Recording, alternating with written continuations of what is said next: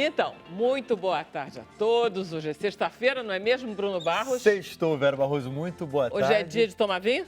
Hoje é dia de tomar vinho, ainda Sei mais lá com o com programa você. de hoje, gente. Olha só, o Sem Censura de hoje vai falar sobre os novos hábitos de consumo. Bom, a gente estava falando de vinho por conta do Guilherme Garcia. Ele é mestre em economia, mas em 2014 ele resolveu fazer um curso de vinhos na França e virou um especialista. Hoje ele faz a curadoria de vinhos e fala sobre os novos hábitos de consumo dos seus clientes. Nós estamos também com Hermann Bessler. O Hermann é especialista em inovação e ele vem falar sobre as mudanças dos consumidores que acontecem basicamente a partir de 2000, com internet, etc. Bom, você aí de casa já sabe, está super convidado a participar do programa de hoje. Nas redes sociais é só você usar a hashtag Sem Censura. Mas se você não tiver rede social e quer participar do programa ainda assim, anota aí o nosso número de WhatsApp, 021 Rio de Janeiro 999035329. Vera Barroso. Maravilha. A gente não vai começar a falar de vinho, a gente vai começar a falar de mercado financeiro, porque vocês dois escaparam, fugiram, se livraram do mercado financeiro. É isso mesmo, Hermann? Esse Hermann todo, né? Eu falei todo assim, mas é um brasileiro carioca. Não, a minha passagem foi muito breve, foi durante só a faculdade de economia, mas rapidamente eu escapei desse universo para a economia criativa e para a inovação, no final das contas. Acho que o Guilherme durou mais, pelo visto. Minha passagem foi um pouco menos breve, uns 10 anos, mais ou menos, que eu fiquei no mercado financeiro. E aí? E aí eu acho que começaram a surgir outros interesses e eu acho que o vinho veio arrebatador aí. Então eu foi aí que eu fui para a França, fui estudar um pouco mais de vinho, na parte de negócios e também na parte de formação de sommeliers. E é isso que eu estou trabalhando até hoje, em torno de educação, em torno do vinho, e também com uma loja que se chama Coletânea. Que é só em São Paulo. Em São Paulo. A gente entrega no Brasil inteiro, mas a sede é em São Paulo. É verdade que você entrega via WhatsApp, você faz um serviço de consultoria pelo WhatsApp? É isso aí. Acima de tudo, esse serviço de saber exatamente o que a pessoa está procurando, o que o cliente está procurando. A gente tem todo esse cuidado de saber. Vocês inventaram, chama-se Coletânea a loja de vocês? Coletânea Vinhos. Você teve essa invenção da prova, da degustação. Ou seja, se eu chegar lá, se eu escolher 10 vinhos, em dúvida, eu vou provar 10 vinhos. É isso aí. Quantos você quiser. Todos os vinhos à venda estão em degustação. Esse conceito eu criei com meus dois sócios, que são o Paulo Bramer e o Thiago Mendes. Que foram seus professores, é isso? São dois grandes estudiosos aí na área de vinhos, foram meus professores. E aí, quando eu voltei para o Brasil, comecei a trabalhar com eles nessa questão de educação, na Enocultura, que é uma escola de vinhos, e a gente abriu essa loja, a Coletânea, faz 6 meses que está aberta. Tem essa questão da degustação, tem a questão de uma curadoria, que é uma coleção muito pequena, então 25 a 30 rótulos, quando a gente compara com uma loja convencional em que tem bastante garrafas, as pessoas ficam um pouco perdidas. Então a gente traz um tema sempre para cada coleção. São poucos rótulos para escolher e podendo degustar tudo, eu acho que ajuda bastante. E esse negócio de tecnologia, porque aí eu quero puxar já o Hermann, essa tecnologia para você poder oferecer essa degustação, como é que vocês... É uma tecnologia que se chama Coravin, é uma empresa americana que tem representação no Brasil. Na verdade, é uma agulha que entra na garrafa através da rolha. A garrafa não é aberta. Você, como uma injeção assim, você... Isso, injeta o gás argônio, que é mais denso do que o oxigênio, ou seja, o oxigênio não entra na garrafa.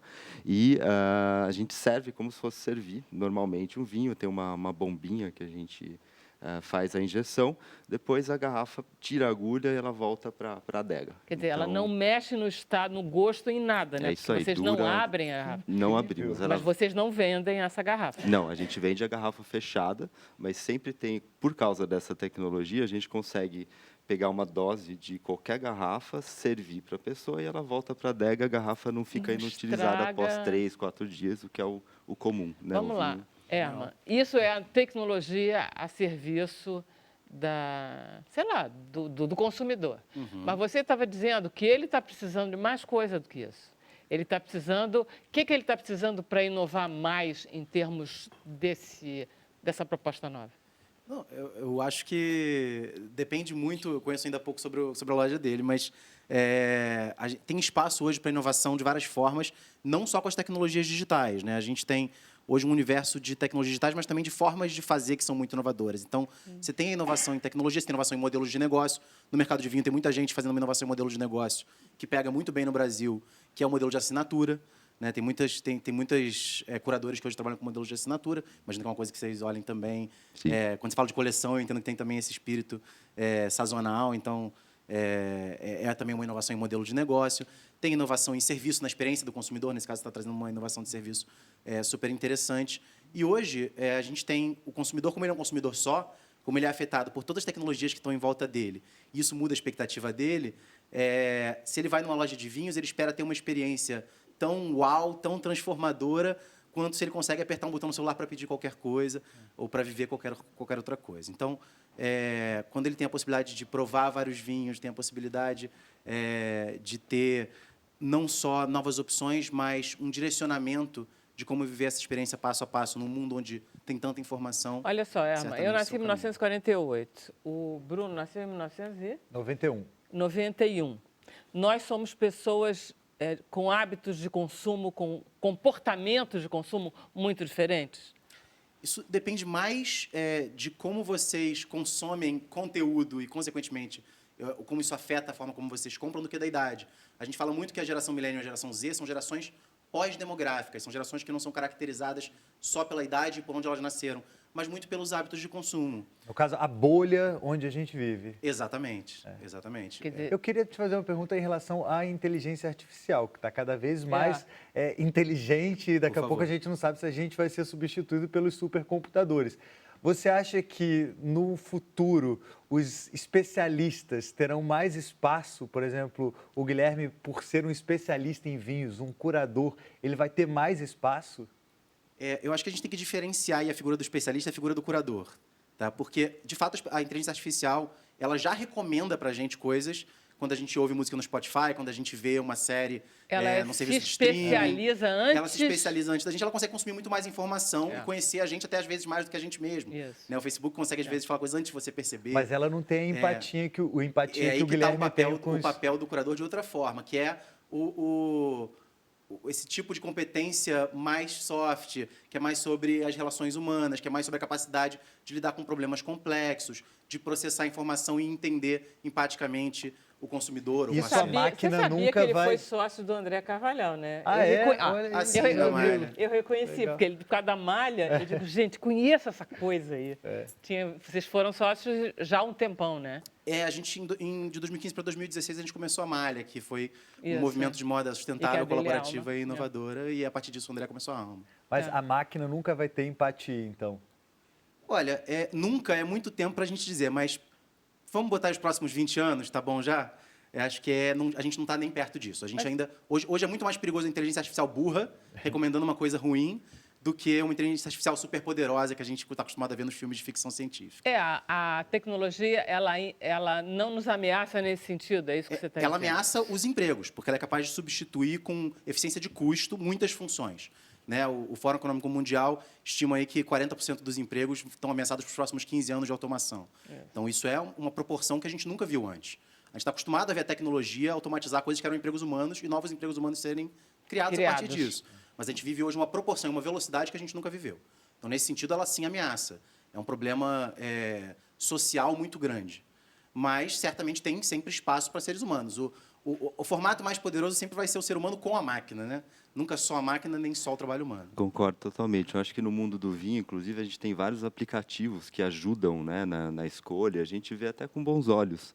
Eu acho que tudo depende aonde o consumidor está, né? Qual que é o estágio que ele está de consumo, né? Então, esses aplicativos, às vezes, ajudam enormemente. Tem muito aplicativo de escolha de vinho? Tem sim, de notas, já tira ali a foto, já aparece o vinho, já tem ele pode comparar se outras pessoas gostaram ou não.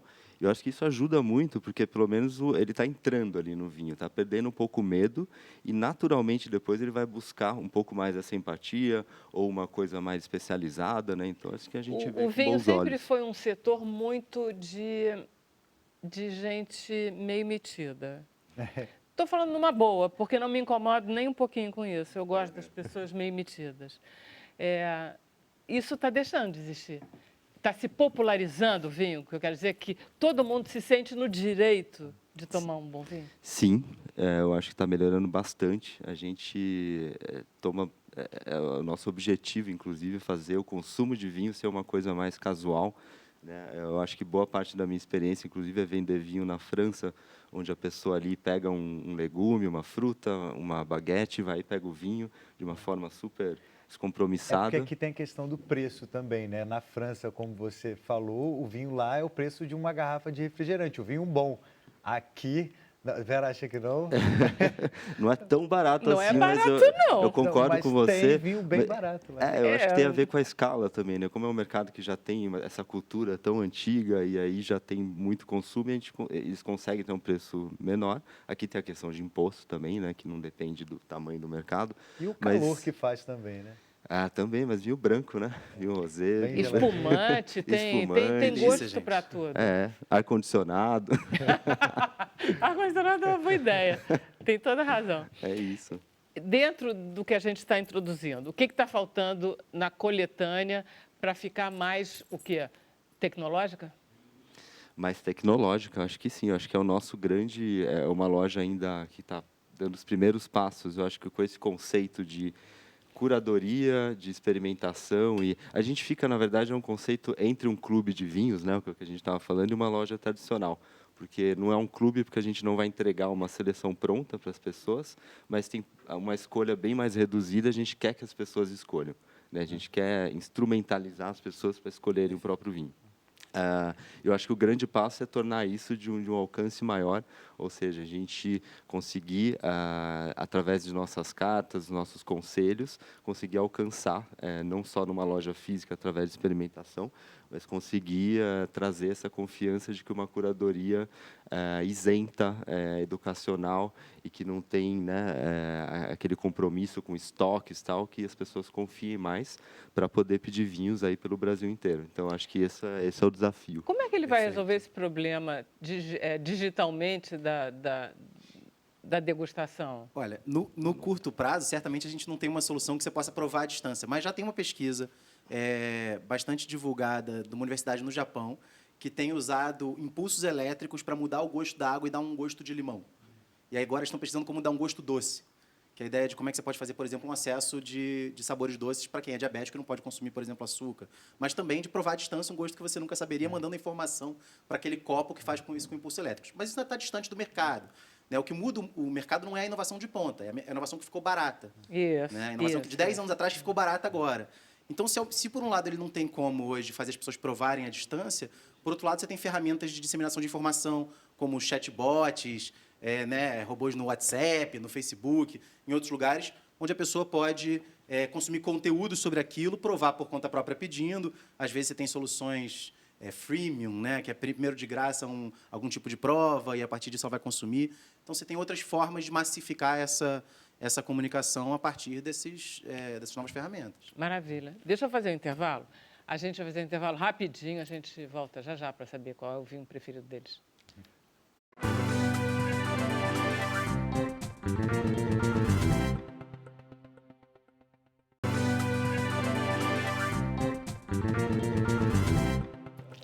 Então, estamos de volta com o Sem Censura ao vivo, conversando com o Herman Bessler e com o Guilherme Garcia. Bom, vamos ver se os telespectadores estão participando. Põe aí, Emília, a mensagem lá de Pernambuco, o Jurandir Paz, Recife. Ele quer saber do Guilherme se a gente já pode dizer que o vinho brasileiro é de boa qualidade. Ele está querendo puxar uma sardinha lá para o Nordeste. E ele fala também, os produzidos no Nordeste também se enquadram nessa excelência. Jurandir Paz. Valeu, Jurandir. E aí, Guilherme? Sim, já podemos dizer que tem vinhos de qualidade no Brasil, fato. Eu acho que no Brasil inteiro, inclusive a gente teve algumas inovações tecnológicas, o caso do Nordeste, o caso da fronteira de São Paulo com Minas Gerais também, sistemas são mais de uma poda do que o usual, o que permite colheitas em períodos menos quentes. Então, está tendo bastante. Tem o Rio Grande do Sul também, Santa Catarina, toda a parte sul do Brasil, perto da fronteira com o Uruguai também. Bastante vinho bom. Maravilha. Vamos lá, Herman, vamos falar sobre essa diferença entre tecnologia que leva à criação de curadores, que você estava falando no intervalo. Perfeito. A gente está vivendo um momento onde a gente consome uma quantidade de informação que é só impossível de processar, né? Eu brinco que a gente falando aqui, quando a pessoa presta atenção em alguém falando, está consumindo mais da metade da sua capacidade de processamento no seu cérebro. Então, imagina quando a gente está tentando trabalhar, olhar Facebook, rede social, mais gente falando do lado, fazer 200 coisas ao mesmo tempo. Não é possível. A gente não consegue escolher dentre todas as opções que aparecem, porque a gente não consegue nem saber que opções são essas, né? E aí tem, por um lado, um risco, que é quando a gente começa a ficar dentro das bolhas dos algoritmos, da recomendação desses sistemas, que são, de alguma forma, curadores também, cujo a gente não conhece os critérios. Curadores digitais. Curadores digitais que a gente não conhece exatamente quais são os critérios, né? Os critérios são determinados por empresas privadas e, muitas vezes, em prol de maior lucratividade com anúncios, né? Eles estão vendendo a sua atenção, você é o produto, no final das contas, e, ao mesmo tempo, curadores humanos que fazem esse papel a partir de um recorte, a partir de uma visão, que já existiam antes, mas que passam a ter um papel primordial do momento que você precisa não só de alguém que conheça, mas que seja capaz de fazer esse filtro, né? Você tem toda a razão, porque, por exemplo, eu preciso muito que alguém me ajude a escolher séries e filmes, porque tem uma opção enorme. Por incrível que pareça, tem uma escolha enorme e eu gostaria de ser ajudada em certos setores. É disso que você está falando, né? Disso também, tanto de produtos digitais quanto de produtos físicos, né? A gente estava falando aqui de como isso acontece para vinho, mas isso acontece para tudo, no final das contas, né? No consumo de conteúdo, no consumo do que a gente bebe, no consumo de roupa. O próprio fenômeno dos influenciadores e micro-influenciadores nas redes sociais vem daí, né? São pessoas que, de alguma forma, estão emprestando a imagem delas para dizer, isso aqui eu assino embaixo, isso aqui eu acredito, isso aqui eu acho que é bom, que vale a pena, que faz sentido. E como fica a credibilidade nesse meio digital? Eu acho que a gente tem, por um lado, uma nova ferramenta de credibilidade, que é a inteligência coletiva. Quando você vai lá no Uber, você dá uma nota. Quando você vai lá num DEP de vinho, você dá uma nota para aquele vinho. Quando você tem um monte de gente fazendo isso, você cria uma confiança de que aquele número faz sentido. Não, né? E é genial, por exemplo, você se livra de muito hotel ruim na internet por causa da opinião do usuário. A série também tem nota. Olha a barata que eu achei nesse hotel. As séries que você falou também tem a nota. Exatamente, tem nota. Você nunca entraria numa casa de um estranho qualquer que você não conhece, alugando uma outra cidade. Mas com o Airbnb você faz isso porque você consegue ter essa reputação funcionando a partir dessas tecnologias digitais. A mesma coisa, né? Nesse caso, a gente está falando disso. Mas aquilo que ele está falando da credibilidade. Então, isso gera credibilidade num sentido de uma confiança no sistema, que a gente não poderia ter de outra forma.